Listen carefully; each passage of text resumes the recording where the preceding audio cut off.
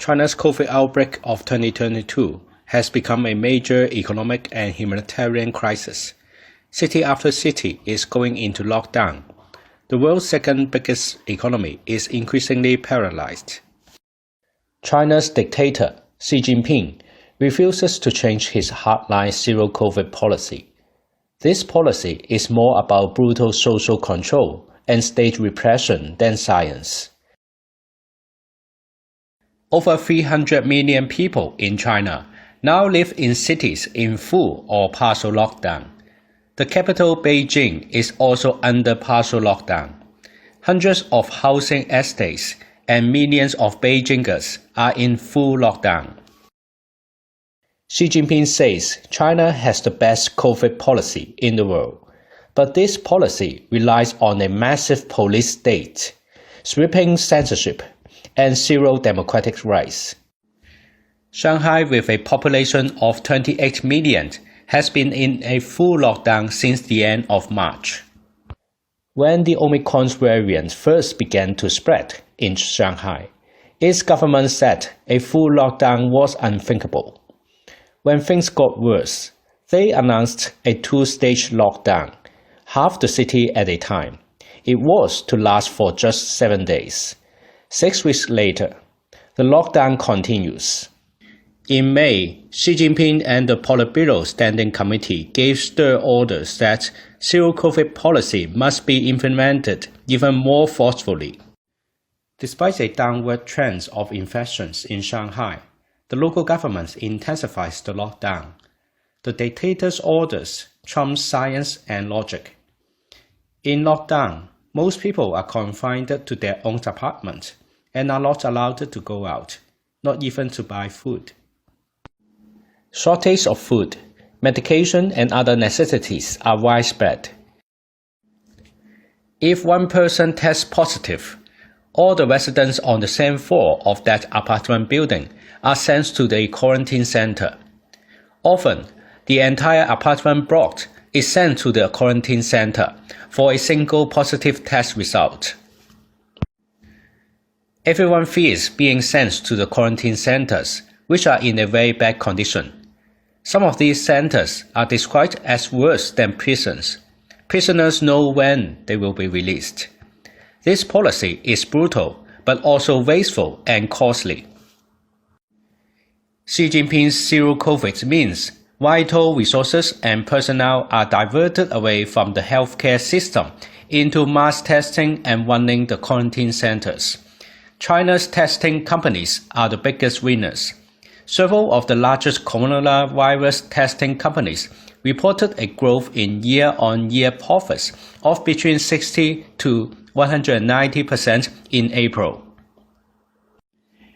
More than a tenth of China's top 100 billionaires are from the pharmaceutical and healthcare sector. They have had a very profitable pandemic. China's vaccination program has not succeeded amongst the most vulnerable demographic, the elderly. Almost 100 million over 60s are not fully vaccinated. The zero-COVID policy and mass lockdowns are actually making this problem worse. Vaccination of the elderly has slowed in China by half since the start of the Shanghai lockdown. This is because overstretched public health care resources have been diverted from the vaccinating the old and fell into mass testing of millions of people. For workers, the situation is very bad. Not going to work means no money. Many workers in the service, construction, and transport sectors are losing their jobs. Laid-off workers are forced to live on their savings. In lockdown cities like Shanghai, the migrant workers are completely neglected. They don't have a city hukou permit, so they don't count. Some migrant workers who have tested positive have been forced out of the city because officials want to reduce the infection statistics. Migrant workers are sleeping in roads, under bridges, or in ATM booths because they became homeless due to lockdown. A group of 20 construction workers were trapped on a construction site without water, electricity, or bedding for a week. They use water from a fire hydro to cook instant noodles. Workers in China are not allowed to set up a union. Strikes are illegal and in many cases are dealt with brutally. Xi Jinping's dictatorship is also using the zero-COVID policy as a pretext to bolster its social control mechanisms and the powers of the police state. Some local governments have ordered residents to surrender their house keys and lock them inside their homes. In Shanghai, as the lockdown is intensified, police and enforcers go house to house to spray disinfectant in every room and take people away to the quarantine centers. They break the door down if necessary. Social media is awash with videos of protests and injustice committed by the police and enforcers.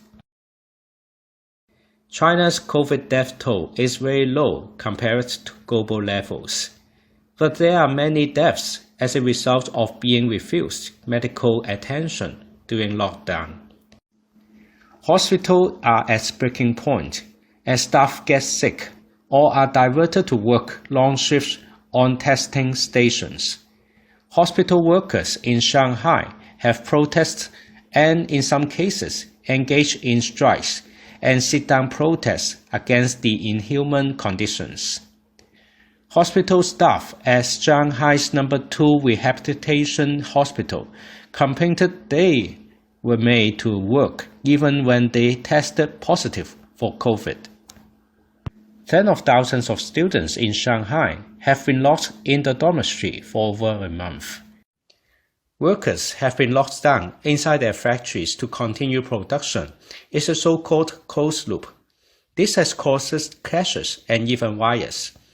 Every night, pots and pans are banged from windows and balconies around Shanghai. Social media posts, which are quickly swapped, are more critical against the central government, not only the local officials as in the past.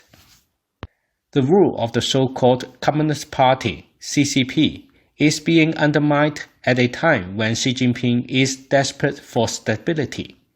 The zero-COVID policy has also pushed the economy into recession. It is accelerating decoupling as foreign companies pull out of China.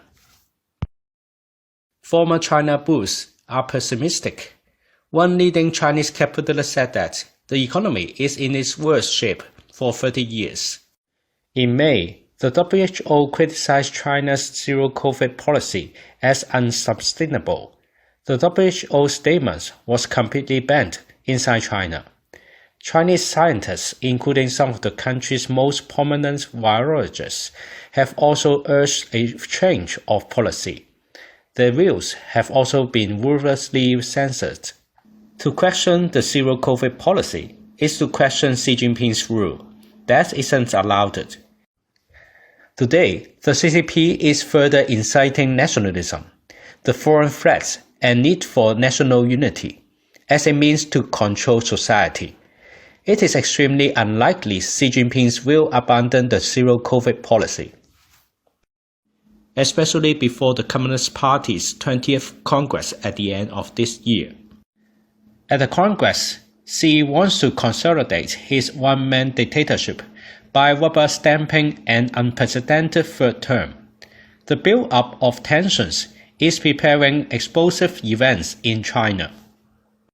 Solidarity against repression in China and Hong Kong stands on the side of China's workers, young people, and oppressed minorities.